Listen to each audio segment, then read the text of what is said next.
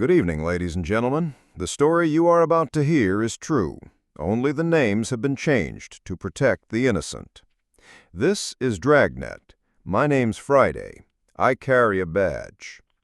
It was Tuesday, March 15th. I was working the day watch out of Robbery Division, Los Angeles Police Department.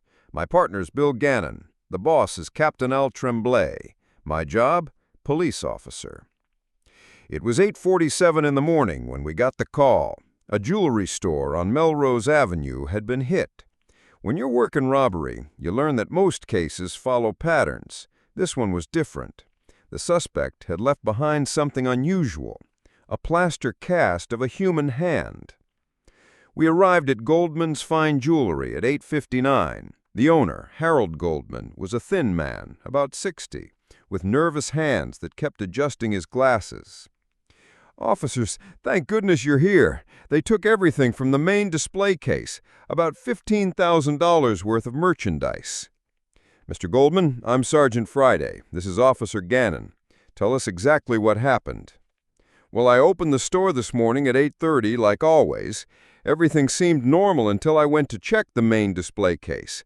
The lock had been picked clean, professional job, but here's the strange part. They left this behind." Goldman led us to the counter. There, sitting next to the empty display case, was a white plaster cast of a human hand. It was detailed, showing every line and crease of the palm and fingers. "Have you ever seen anything like this before, Mr. Goldman?" "Never, Sergeant. In 32 years in the jewelry business, I've never had a thief leave behind artwork." Gannon picked up the cast carefully. "Joe, look at this. The detail is incredible. Whoever made this knew what they were doing." "Mr. Goldman, was there any sign of forced entry?" "No, none at all. The front door was locked tight, the back door the same. The alarm system wasn't triggered. It's like they walked through walls." I made notes in my book. Time of discovery, 8:30 a.m. No forced entry. Professional lockpicking. Unusual evidence left behind. In police work, you learn that criminals make mistakes. This cast might be one of them. "Mr. Goldman, we'll need a complete inventory of what was taken. Also, has anyone been in the store recently asking questions, showing unusual interest in your security systems?" "Well, now that you mention it, there was a young woman last week. She said she was an art student, asked a lot of questions about how we protect our valuable pieces. She seemed very interested in our display cases." "Can you describe her?" "About 25, blonde hair, wore a blue dress.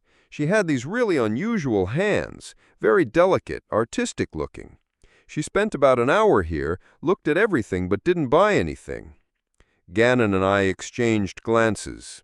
In police work, coincidences are rare. "Mr. Goldman, we'll need you to come downtown and look at some photographs. In the meantime, don't touch anything else in the store. We'll have our lab boys come down and dust for prints." Back at headquarters, I called the lab. "This is Friday, Robbery Division. We need a full workup on a plaster cast found at a crime scene. Check it for prints, material composition, anything that might tell us where it came from." The lab report came back at 2:15. The cast was made from professional-grade dental plaster, the kind used by art schools and medical facilities. There were no fingerprints on the surface, but embedded in the plaster were traces of a special modeling compound used in advanced sculpture classes. "Joe, let's check the art schools in the area. Someone with access to professional casting materials and advanced training." We started with the Los Angeles Art Institute. The receptionist, a young woman with paint-stained fingers, was helpful. "A plaster hand cast? Well, that sounds like something from Professor Morrison's advanced sculpture class. He's been teaching students to make life casts all semester." "We'd like to speak with Professor Morrison." Professor Morrison was a distinguished man in his 50s with gray hair and kind eyes. He looked at the photographs of the cast with interest. "This is excellent work, officers. Whoever made this has real skill. The detail, the precision. This is the work of someone who's been studying casting techniques seriously." "Professor, do you keep records of your students?" "Of course, but I should tell you, we had a break-in here last month. Someone took several pounds of dental plaster and some of our specialized tools. We reported it to campus security, but nothing came of it. Can you think of any current or former students who might have the skills to create something like this?" Morrison thought for a moment. "Well, there's Margaret Stevens, brilliant student, graduated last year. She had an exceptional talent for detail work, but she was always honest, never caused any trouble." "Do you have an address for Miss Stevens?" "I believe she's been working part-time at various businesses around the city. Something about researching security systems for an art project. She was always very dedicated to her work." At 345, we had an address. 412 Fountain Avenue, apartment 3B. Margaret Stevens, age 24, art school graduate, no prior arrests. Sometimes in police work, the pieces fall into place quickly. The apartment building was old, but well-maintained. We climbed to the third floor and knocked on 3B. A young blonde woman opened the door. She matched Goldman's description perfectly. "Miss Stevens, I'm Sergeant Friday, LAPD. This is Officer Gannon. We'd like to ask you some questions." Her face went pale, but she maintained her composure. "Of course, officers. Please come in." The apartment was small but neat. What got our attention immediately were the art supplies scattered around the room, and, on a table by the window, several more plaster hand casts identical to the one found at Goldman's store.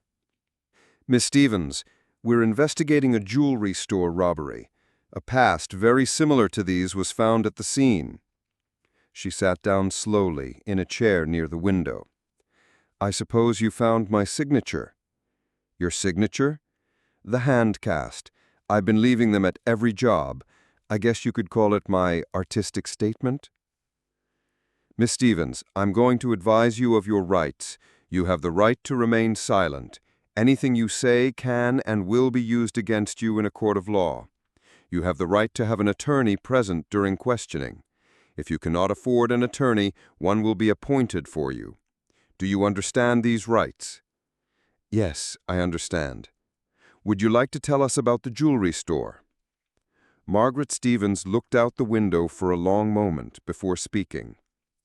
"I never meant for it to go this far. It started as research for my senior thesis on security and art. I wanted to understand how people protect valuable things, how they think about safeguarding beauty." "So you visited jewelry stores to study their security?" "At first, yes. But then I realized how easy it would be to take things. The locks were simple, the alarm systems predictable. It was like solving a puzzle." "What about the plaster casts?" "That was my way of signing my work. Each cast is a perfect replica of my own hand. I wanted to leave something beautiful behind, something that showed this wasn't just common theft, it was art." "Miss Stevens, how many stores have you robbed?" She was quiet for almost a minute. 7, over the past 3 months. I always left a cast behind. I thought of them as art installations in unexpected places." "Where is the merchandise you took?" "Hidden in a storage locker downtown. I never sold any of it. I'm not a criminal, officers. I'm an artist. I was making a statement about the relationship between beauty, security, and possession. In police work, you meet all kinds. Margaret Stevens wasn't your typical jewelry thief, but theft is theft, regardless of the motivation. Miss Stevens, you're under arrest for burglary in the first degree. Officer Gannon will transport you downtown for booking." Later, back at headquarters, I completed my report. The merchandise from all 7 robberies was recovered from the storage locker. Margaret Stevens confessed to each crime and provided detailed information about her methods. The case was closed at 6:15 p.m. Captain Tremblay stopped by my desk as I was finishing the paperwork. "Unusual case, Friday.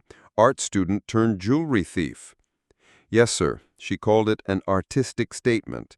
The DA's office will probably recommend psychiatric evaluation along with prosecution." "What about those plaster casts?" "Evidence, Captain, though I have to admit they were well crafted." Think she'll do time? Hard to say, sir. First offense, full cooperation, unusual circumstances. That's up to the courts to decide. The phone rang. Another case. Another call. In police work, there's always something waiting. You handle each case the same way. Carefully, thoroughly, by the book. Whether it's a simple burglary or an art student who thought theft was a form of creative expression, the job remains the same. Protect and serve. That's what the badge means. On Thursday, March 17th, Margaret Stevens was arraigned on 7 counts of burglary in the first degree. She was released on bond pending trial. Her plaster hand casts were held as evidence in the property room downtown. 3 months later, Stevens pleaded guilty to reduced charges and was sentenced to 2 years of probation and community service, teaching art classes to underprivileged children. Sometimes, the justice system finds creative solutions too. The case was closed. In police work, you learn that people commit crimes for all kinds of reasons. Some steal for money, some for thrills, some because they're desperate. Margaret Stevens stole because she thought it was art. In the end, though, theft is theft. The law doesn't make exceptions for artistic vision. My name is Friday. I carry a badge. The story you have just heard was true. Only the names were changed to protect the innocent.